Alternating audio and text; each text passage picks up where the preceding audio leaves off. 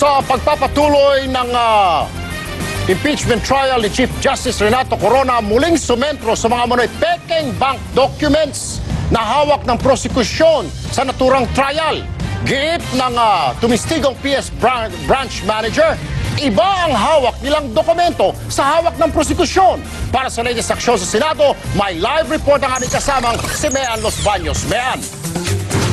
Erwin, alam mo, gumugol pa rin ng mahabang oras ang impeachment court para malaman nga kung peki ba o hindi ito mga kontrobersyal na bank documents na isinumiti ng prosekusyon sa impeachment court na naging basihan para ipasabina ang mga bank account si Chief Justice Corona mula sa PS Bank.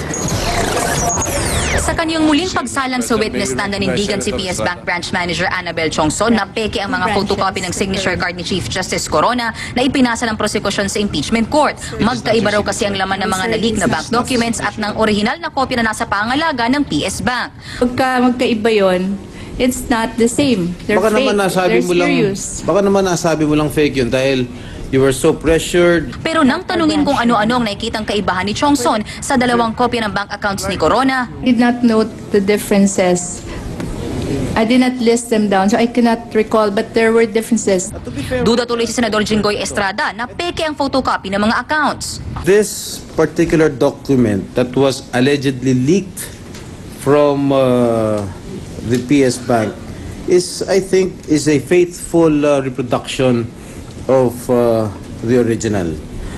Mungkahin ni Senator Franklin Drilon, kilalanin ni Chongson ang mga opisyal na nakapirma sa na-leak na dokumento at sa original na bank accounts. Pinagsusumiti rin sila ng specimen signature ng mga approving officers ng PS Bank para malaman kung pareho ang laman ng mga kontrobersyal na dokumento. Pero makailang ulit na tinutulan ito ng kampo ni Chongson. Baka maungkat daw kasi pati ang mga nakalagda sa foreign accounts. The witness will cover the signatures opposite the dollar accounts. Bago yan inungkat ni Estrada ang umano'y kaugnayan ni Chongson sa pamilya ni Chief Prosecutor Neil Tupas Jr. Ang pinsan kasi ni Chongson na si Roberto Armada, ang Vice Governor ng Iloilo ng panahong Governor ang ama ni Tupas. Itinanggi naman ni Chongson na may relasyon siya sa pamilya Tupas. Erwin, alam mo, nagisa rin pati yung presidente ng PS Bank na si Pascual Garcia. Dahil kung ang sabi ng bank manager, magkaiba yung original at yung leaked documents. Ayon naman kay Garcia, may pagkakapareho daw. Inamin yan matapos pa siyang pagalitan ni Senador Enrile. Narito ang bahagi ng pagdinig. Do you have this kind of document in your bank? Your Honor, we I am have just a similar... asking you if you have, otherwise I'll hold you in contempt. Erwin, sa mga oras na ito, adjourned ang impeachment trial, day 18. Erwin? Maraming salamat sa iyo, Mean Los Baños, live mula sa Senado.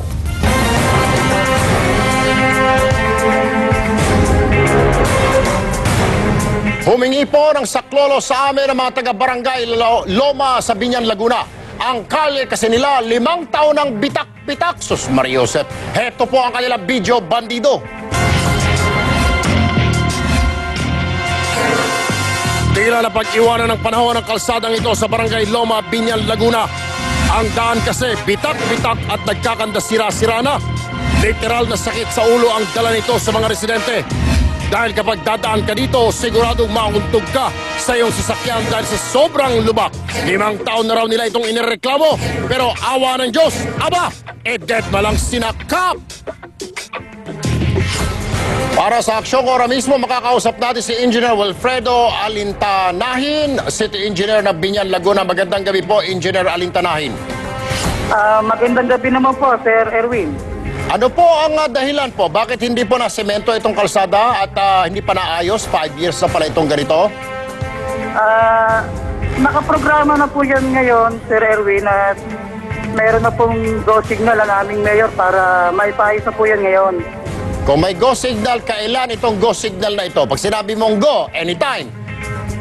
Hindi po, most likely po, next week po, ipapaayos po namin ang kalsada niya.